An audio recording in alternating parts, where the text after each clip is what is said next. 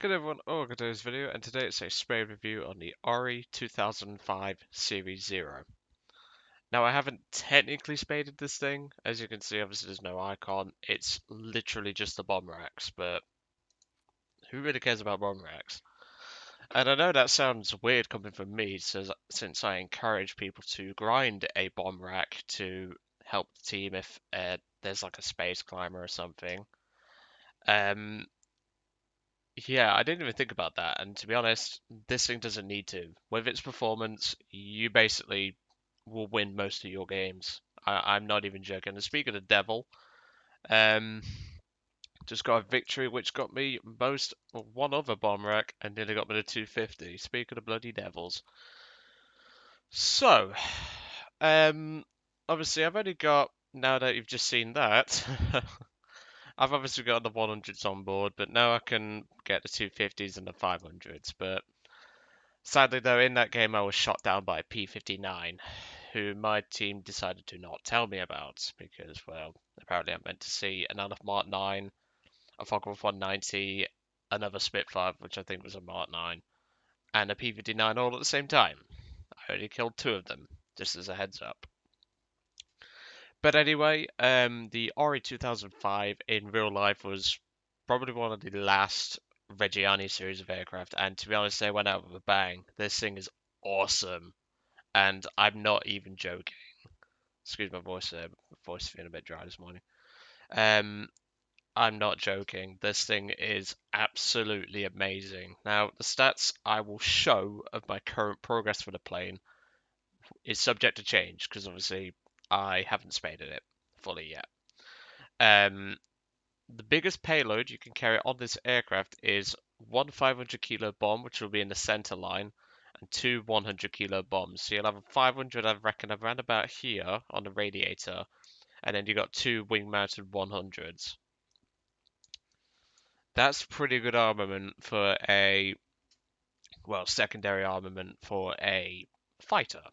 And obviously, this thing's very, very fast at climbing. It's very, very fast in general, and it climbs. Oh, it turns so well. I've been able to match LF Mark 9 Spitfires, and those of you who've been on my channel for at least a little bit, you know I hate those things. I don't like LF Mark 9 Spitfires at all. Never have, but this thing is basically it's kryptonite. Okay, that was digital time travel. I'll talk to him in a bit. Unfortunately, this plane does have a bit of a weakness, and it is bad teams. I do have some teams where they just don't do anything, and I have to carry him. But armament-wise, this thing's awesome. Three 20mm cannons, two 12-7 machine guns, and it's just amazing. You get a DB605A, which is probably one of the best inline engines in my opinion. And with stats like mine, fair enough, I'm not the best pilot, as I already say. 14 air targets, three deaths, one of which was in my first flight, unfortunately, and 52 ground targets. Very good plane, very good performance, and most importantly, it just kicks ass, really. Anyway, let's jump into the battle and let's have a look at the actual plane and let's see what it does. Because, oh my giddy aunt, this thing's awesome. And I know I've been using a lot of, oh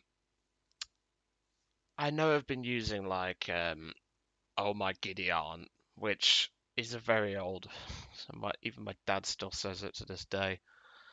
It's an old saying, but it essentially means, oh my lord. And it's like, oh my god. Because this thing is just awesome. I don't know why markers are off, but I'll quickly check that. So, obviously, climb rate wise, this thing's pretty good. Not gonna lie, it's pretty good. It climbs like a boss, and yes, there is team killing in this battle. For some reason, the T2S wanted to team kill the BE6. I have no idea why. And there's a pilot on my team named Bibbery, who apparently was flying high. He was apparently a bit stoned, so, I mean, I don't blame him. I honestly don't blame him, because half the time I think I need to get drunk for freaking War Thunder sometimes, but when you find this plane, I recommend flying it sober, because freaking hell, this thing's awesome. You want to take advantage of what this thing does. So I'll jump to 8 times speed, and we'll crack on, because, well, you want to see what this thing does, right? The highest number of kills I've had in a battle is 3. I haven't been able to break that margin, but to be honest, I don't care. I put in chat because this was a battle I had last night. This got me the final performance mod and the 50 kilo bomb unlock. This plane is just amazingly good. Obviously, we're climbing and we're 5 minutes into the battle and we're already at 23,000 feet. There's some guy whinging about bloody a zero who shot him down and all that. You get that. You're always going to find a player who does that sort of thing, but you'll see what kind of speeds I get up to in this plane, and it just doesn't care. The controllability is amazing, no matter what. So we're diving in now, we're going in at full throttle. This P-47N, for some reason, is flying like a complete idiot, trying to shake me off, but this thing's controllability is just amazing. First kill. In the actual battle, because it didn't show it, his tracer rounds actually flew right over my cockpit. I was actually quite concerned, but, well, his pretty much entire team is dead in about 6 minutes, so even so. Spitfire F, it's a 14E, pretty good plane, or rather was. Second kill. And you can see, this thing just does not care. Like, I'm pulling turns that some planes would really struggle to pull at these sorts of high speeds. I actually had to loosen the turn there, otherwise I would have blacked out. And it just went from there, really. Like, this thing just handled so beautifully. It dived beautifully, its armament was awesome. The cannons packed a mean punch when you put air targets. If you're curious about ammunition setup, I used air targets in both guns, if I remember rightly. So the braided Saffats and the 20mm. Now, this thing does obviously have good ammunition. I mean, 380 rounds a gun for the braided Saffats, and it's 200 for the cannons, I believe. And you can just see it just mows down ground targets. But now just imagine this thing with 2 extra bomb drops. 2 100s, which fair enough aren't very good, but a 500? That's going to pack some mean punch, and I wouldn't be surprised if I see this thing in tank forces. However, I will have to obviously take into consideration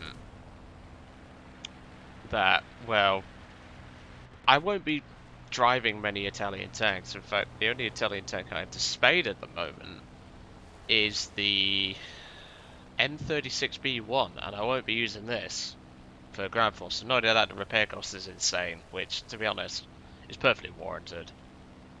This plane just handles beautifully, it dives beautifully, and, well, there's an enemy pilot on the enemy team, specifically that P-51, who's the last poor sod alive.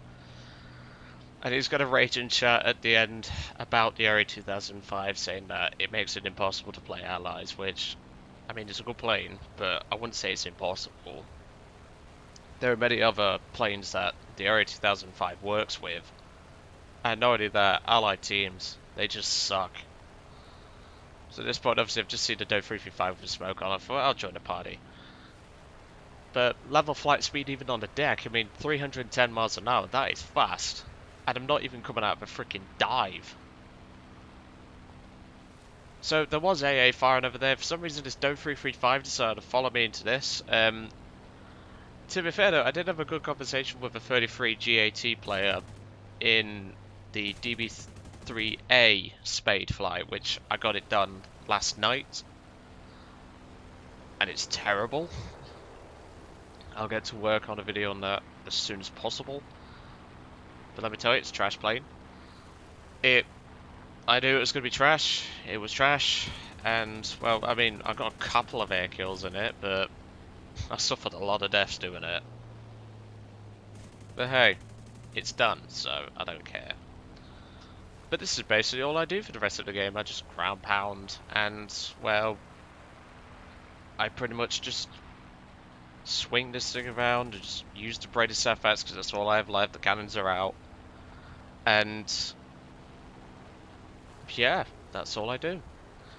Now, a little bit of advice. This is from Hairy Feet, sort of, shall we say, flight style. He tends to split his guns. Now, what do I mean by that? Well, he tends to fire his cannons first, and then he'll fire his machine guns. In some situations, though, he'll sometimes, like, if it's a certain really bad plane, he'll just bind all the guns to his mouse, and then he'll just go from there. I recommend splitting your guns. Obviously, you saw in this battle, I didn't split my guns. I didn't split the guns at all during the spade. Obviously, I'm not finished with it yet, because I've still got the bomb racks. But, I just don't think running all guns together is a good idea, especially when allied teams crumble as quickly as this. You want more ammo for ground pounding, don't you? And that's why I recommend people split their guns, so then you can use your cannons on air targets, and then use your braided sapphires like I'm doing here on ground targets. That's my personal recommendation, and I recommend people stick to that. Obviously, Hairy Feet, he's done a video himself on this thing. He loves it, and I love it, so you know it's good. If it gets a seal of approval from 2 really good pilots, you know it's good. Napalm did a video on it as well, and he agrees that it's a very good plane as well. But I've had a disagreement with him when he did a video on a 109G2, but we'll gloss over that. Everyone else ripped into him, I ripped into him myself, but obviously at this point I'm down to just a couple of rounds in the braided stuff. I think I had like 80 rounds. For some reason the AA truck didn't die, but yet the M8 in front of it did. Yeah, I aimed for the M8. Logic. But I will say this though, this thing is absolutely amazing, and I highly recommend people giving it a go, because those of you Axis pilots, I think this is actually better than some of the German planes. So, all I'll say is, give it a go.